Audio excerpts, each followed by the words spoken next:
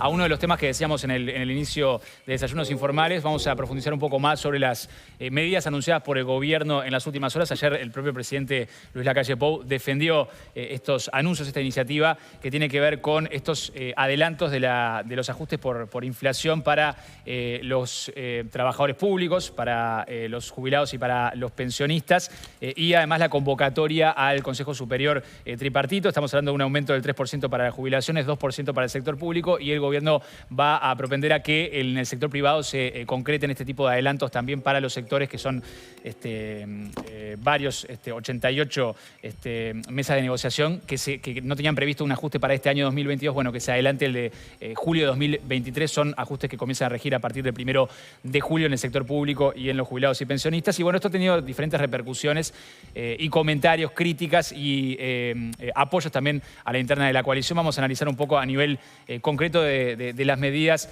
cuál es el impacto que puede tener en el corto y mediano plazo, con Germán de Agosto, economista que nos acompaña una vez más aquí en nuestro programa. Bienvenido, Germán. ¿Cómo andan? ¿Todo bien? ¿Todo bien? Por favor, gracias a ustedes.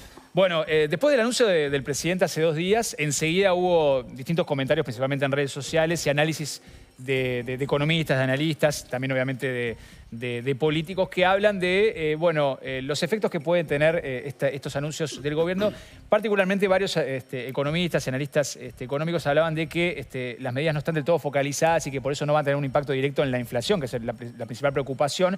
Y el gobierno defiende que se va al tema de fondo, que tiene que ver con los ingresos de la población. ¿Cómo se puede leer este anuncio del gobierno y cuáles son los impactos concretos que podría tener en esto, en la pérdida de salario real?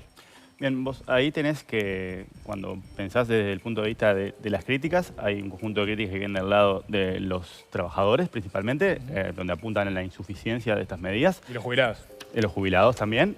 En el otro extremo tenés también críticas de los empresarios, porque justamente entienden que hay una inconsistencia entre lo que se le estaba pidiendo hace unas semanas, que era básicamente aguantar los precios, o sea, hablando mal y pronto, y lo que ahora se está sugiriendo a partir del adelanto a la discusión en el marco de las negociaciones del sector privado.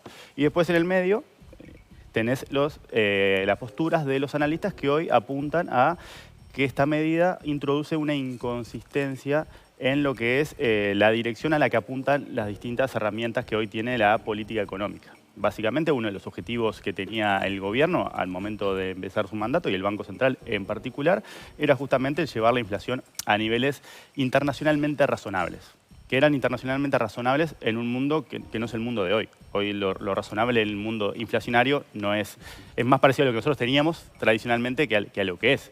Entonces eso era una meta sobre la cual se hizo mucho énfasis, se introdujo en el presupuesto, se rectificó sobre la rendición de cuentas y después fue la que le dio la base a los lineamientos del Poder Ejecutivo para la negociación salarial.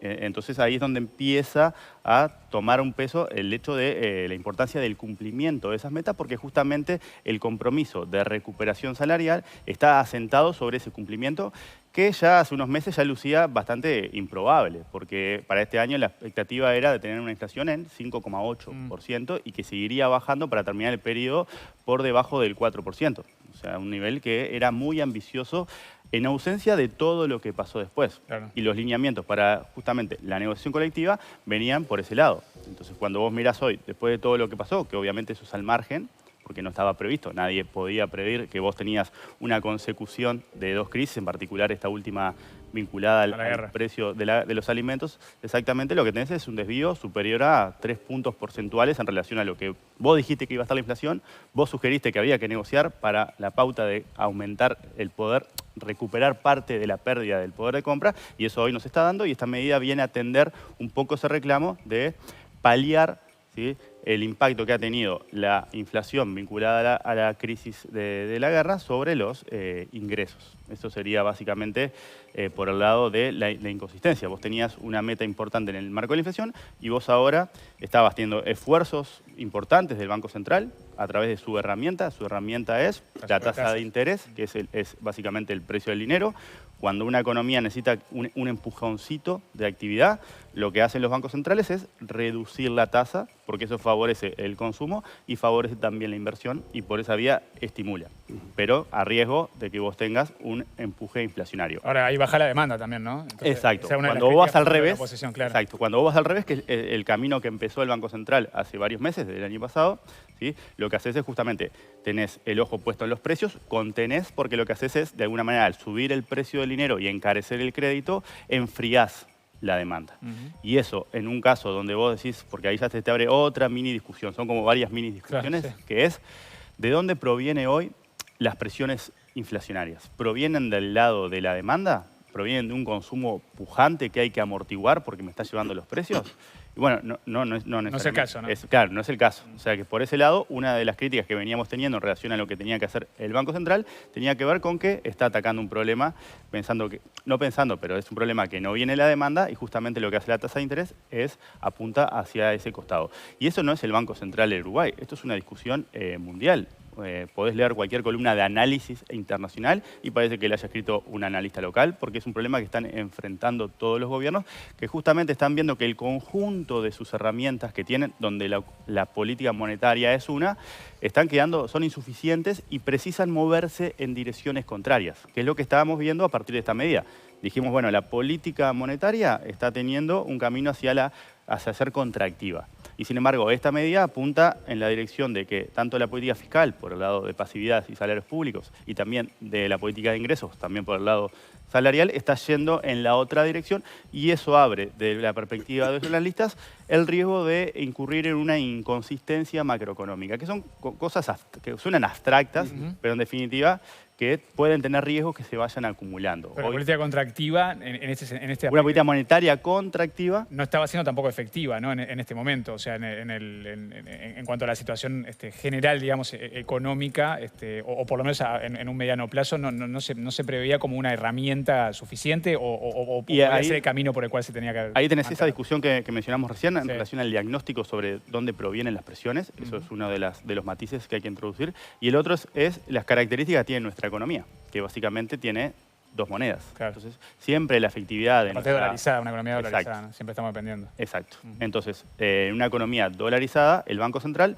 solamente tiene capacidad de incidir sobre una de esas dos monedas. De alguna manera, entonces, siempre va a haber limitada su capacidad en relación a una economía que no tiene ese problema de dos monedas. Entonces, por el lado de la política monetaria son esos los dos comentarios o los dos matices. El primero es que, bueno, un aumento agresivo, como fue el último, que sorprendió a todos porque estuvo por encima de lo esperado y también por encima de lo anunciado, lo que genera justamente es un enfriamiento de la demanda cuando vos no necesariamente tenés presiones de demanda y en una economía donde la cual la acción de la política monetaria es un poco menos eficaz de lo que sería. O sea que eso sería por el lado de la política monetaria, que ahora queda sola en el combate contra la inflación y estaba yendo por un camino que obviamente es complicado por esos matices que introducimos recién y por eso no podíamos esperar que solamente a partir de la política monetaria pudiéramos efectivamente converger hacia esa senda tan ambiciosa de desinflación.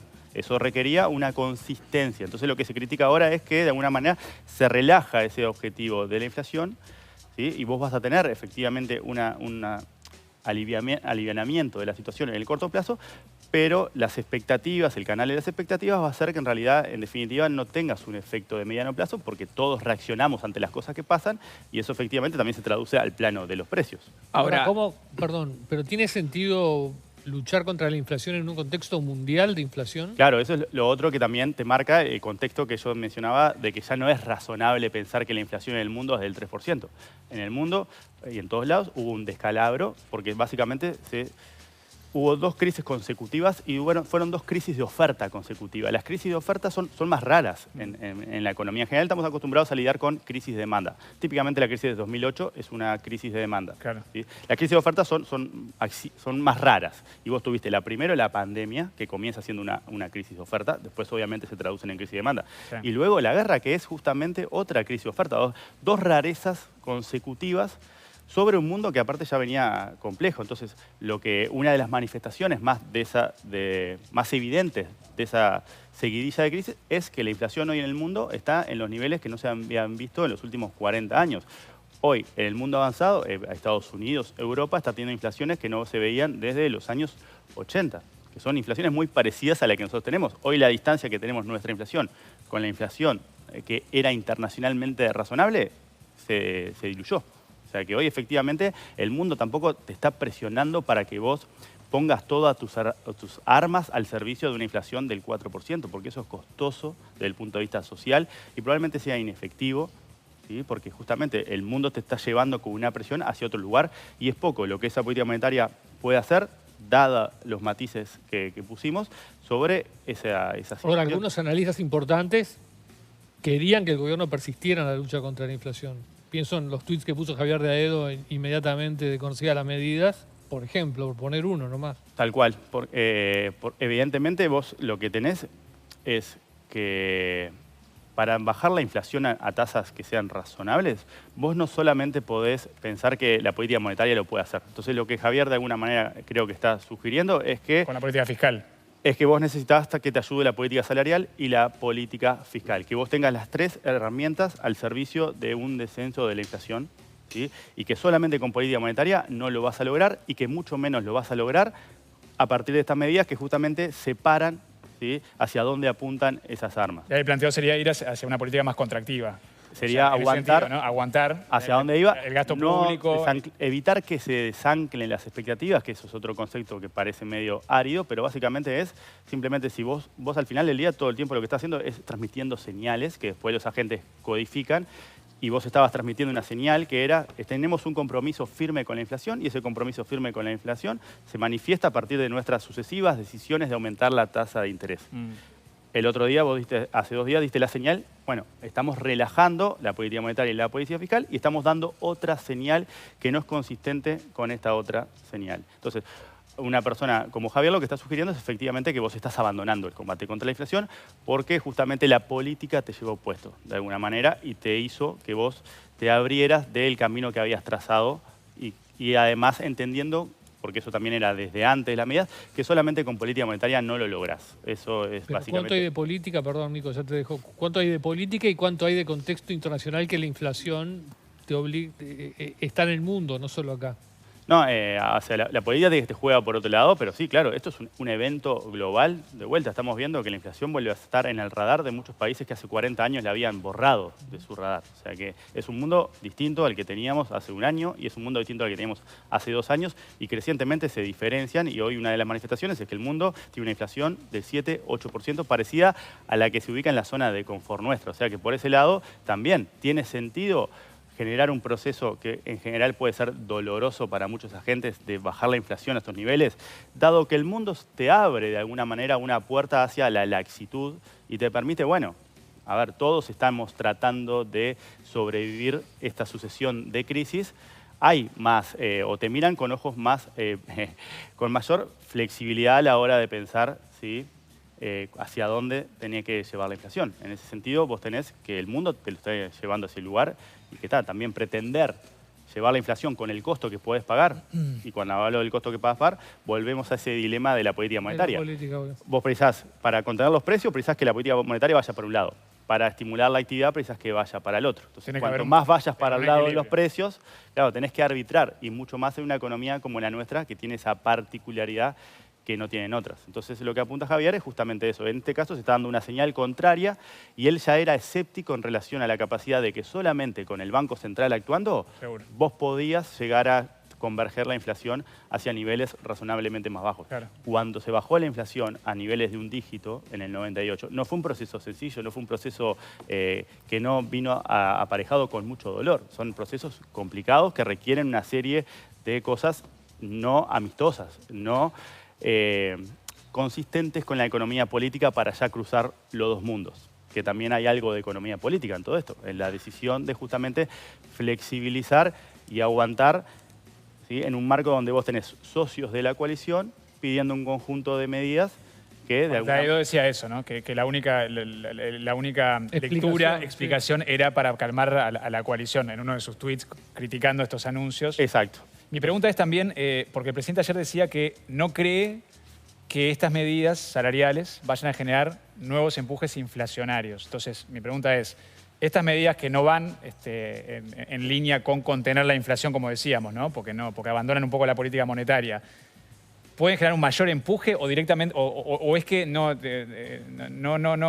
atacan la inflación, pero tampoco la empujan al alza? Bueno, ahí tenés, ahora entre los analistas habrían como dos líneas de interpretación sobre ese impacto puntual. Sí. Estamos los que recién mencionábamos, que básicamente ven que esto puede generar, por la vía de las expectativas, por la vía de los reajustes de precios y todas las cosas que se pueden encadenar en un contexto donde vos de alguna manera estás aumentando los costos, o sea que efectivamente eso puede tener un aumento de la inflación, en particular un aumento de la inflación por la vía de las expectativas, que son muy relevantes en economía.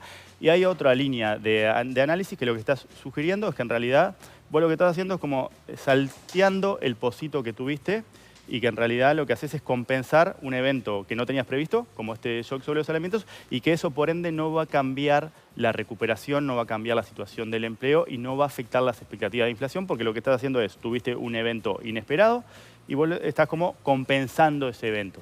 O sea que por ese lado tenés esa doble interpretación.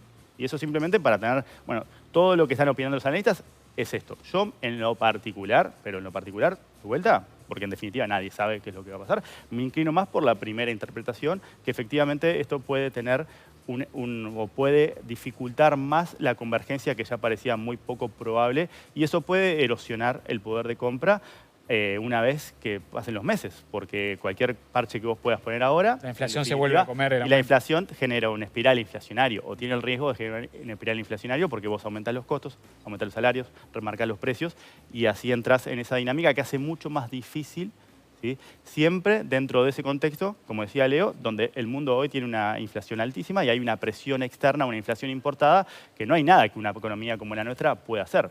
Pero algo tenés que hacer.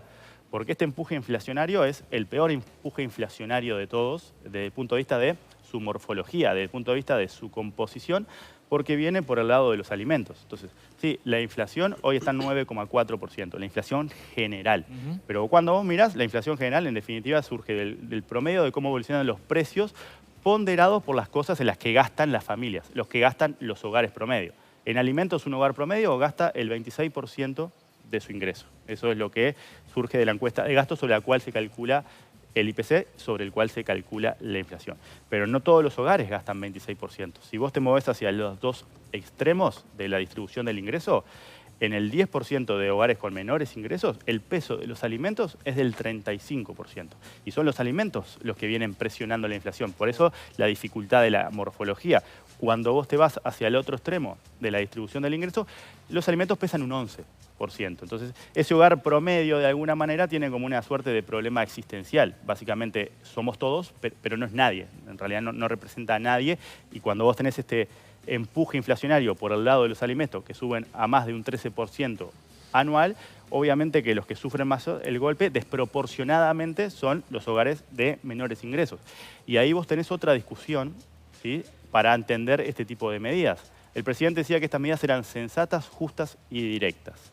Lo sensato lo analizamos de dos perspectivas. Puede analizarse, como decía Leo, de una perspectiva política, levantando lo que decía Javier. Bueno, esta es la forma de mantener la coalición en un momento donde yo estoy ingresando en un segundo ciclo electoral, de alguna manera. Claro. ¿Sí? Y la economía política de las coaliciones ya estaba presente desde siempre, porque eso, cuando vos mirás la historia económica uruguaya, vos ves que hay regularidades que se mantienen en torno a las dificultades de un gobierno de coalición para, por ejemplo, ajustar las cuentas públicas, ¿sí?, o lo que pasa sobre el final del ciclo electoral, que se coincide con el ciclo político para generar una mayor probabilidad de reelección. O sea que sobre esa base la economía política juega, y de esa base probablemente haya sido sensato tomar esta medida para aguantar, ¿sí?, a tu socio de la coalición, que ya estaban proponiendo medidas incluso más alineadas con las medidas que podía hacer de la oposición.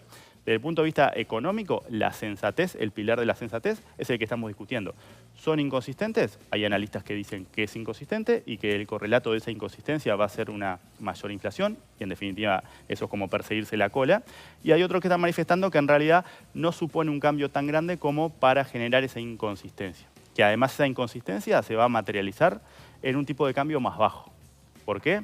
Porque cuando vos aumentás la tasa de interés, lo que haces es hacer más atractivo las colocaciones en pesos uruguayos. Entonces vos, cualquier agente, y no digo que nosotros mismos, pero en general si vos pensás en los bancos, en las AFAP y obviamente en agentes inversores de afuera, ven una tasa más alta, eso es más atractivo y eso genera un incentivo para cambiar el portafolio de pesos a dólares, de dólares a pesos, y eso tira el tipo de cambio para abajo. Y eso tiene también otras consecuencias. Afecta a los exportadores, sobre todo al sector exportador, ¿no? Exacto, pero el sector exportador también, uno tiende siempre a asociarlo, bueno, todos exportamos soja. A ver, el sector turismo exporta. El turismo es una exportación de servicios. Y lo que vimos en esta semana, por ejemplo, de turismo, fue el efecto de la diferencia de precios que hay entre Argentina y Uruguay. Esto probablemente lo exacerbe y esto probablemente dificulte a un conjunto de sectores que ya vienen muy afectados. Simplemente el matiz de que no todo el sector exportador exporta materias primas y se está compensando por ese lado y que uno de los efectos es justamente una caída del tipo de cambio que te afecte la competitividad. Eso es el otro resultado de esa inconsistencia que alegan algunas. O sea que lo sensato creo que se divide en dos, lo político y lo económico que tiene estos matices. Después está la parte de lo justo. Y ahí es donde justamente volvemos a enrabar el análisis que estamos haciendo de cómo impacta la situación de este aumento concreto de la inflación que viene por el lado de los alimentos sobre los sectores más vulnerables, que son los sectores más vulnerables los que justamente no están comprendidos por los mecanismos de indexación que hoy se están poniendo sobre la mesa. Ahí tenés más precios, o sea, precios más caros y gente a la que no le está llegando ni aumento salarial, ni exacto, ni más desempleados, ayuda, ni nada. Exacto. Informales, personas pobres. Y dentro de las personas pobres, toda la discusión que tenemos sobre la infantilización de esa pobreza. Es ese universo de personas que son los más afectados, porque sus situaciones ya desde antes de todo esto ya era muchísimo más precaria. Esta situación los afecta particularmente por las cosas que dijimos recién en relación al gasto particular de los hogares en alimentos. Y vos no estás teniendo una serie de medidas que ataquen ese problema. Y ahí lo justo también lo tenés que leer a la hora de... Vos tenés una restricción fiscal. El gobierno tiene una restricción fiscal que se puso porque su objetivo es justamente ordenar las cuentas públicas y eso fue lo que señaló en campaña y eso es hacia donde... La regla fiscal. La regla fiscal y todos los mecanismos que hacen que vos converjas hacia un déficit menor. Entonces, en ese contexto donde vos tenés una fuerte restricción fiscal, lo que sería ideal sería focalizar los escasos recursos que yo estoy dispuesto a flexibilizar. Claro. ¿Eso es lo que hacen estas medidas? No.